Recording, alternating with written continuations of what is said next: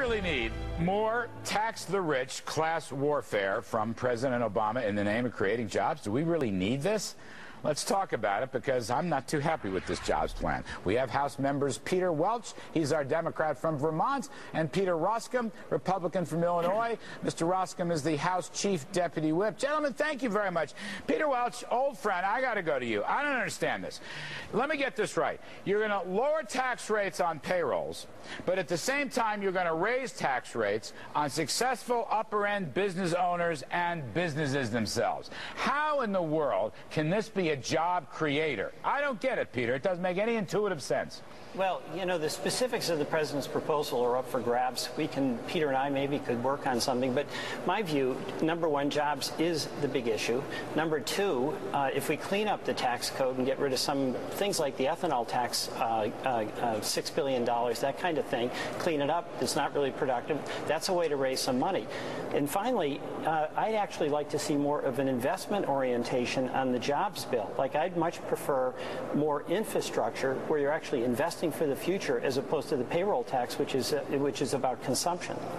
Peter Roskam, let me just ask you, why hasn't anyone included the repatriation of foreign earnings of U.S. companies, which, frankly, would probably bring in $300, $400, maybe $500 billion of new money that would be tax revenue positive, and we wouldn't be goring anybody's ox with respect to job creation? Mr. Roskam, where is that in all this discussion? Well, I think actually the number is higher than that. So I think it's closer to a trillion or $2 trillion. But let's accept your argument, that is, to create an environment where repatriation is possible and encouraged will create buoyancy. Here's where we are, ultimately.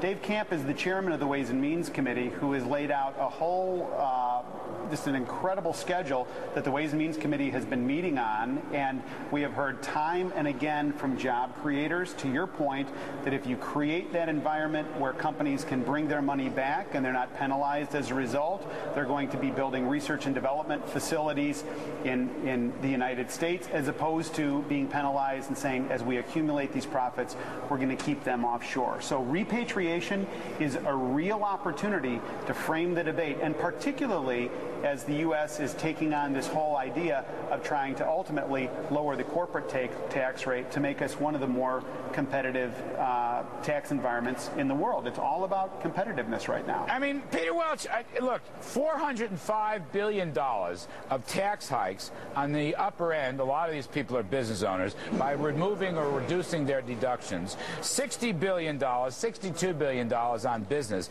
This just doesn't seem to me consistent, whether you're a Keynesian or a supply-sider, with job creation. There's got to be a better way, Mr. Welch. That's what I'm getting at. If repatriation is part of that better way, maybe we should go there. If full-fledged corporate tax reform, maybe we should go there. Is there a middle ground? Is there a compromise? Is there something adjoining hands? Well, there should be, because, in fact, we do know that the tax code is a mess. We might disagree about how to redesign it, but I think, broadly speaking, most of us would like to lower rates and eliminate a lot of the deductions. The same is true in the personal tax code, but especially in business. But what we have, I think, is a short-term problem and a long-term problem. The short-term problem is we don't have sufficient demand, too many people out of work.